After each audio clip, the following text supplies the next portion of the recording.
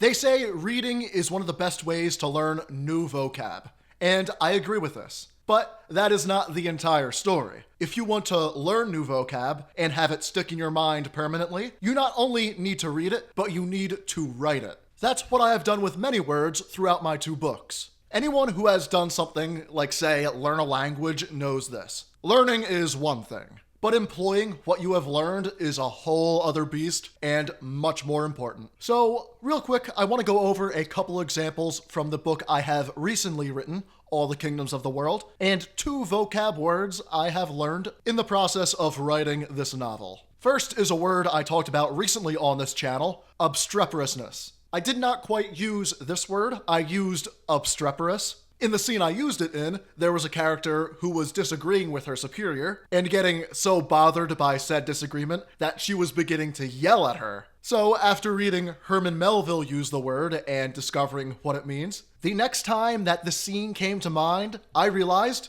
well, this new word that I learned works perfectly right in here. And by adding the word obstreperous into the story, I made the description more specific and therefore more correct. As difficult as the word is, it's not something I will be forgetting anytime soon. And also, there are plenty of context clues within the sentence. If someone comes across the word and doesn't recognize it while they're reading my book, they'll be able to figure out what it means by the words following. Next is a word not nearly as difficult, somnolent. I did learn this word a long time ago, admittedly, and it's not too difficult to figure out what it means, even if you simply look at the word. If you know the word insomnia, for example, to truly crystallize it in my mind, so I use it more in the future, I replaced a word in the first chapter of my new book.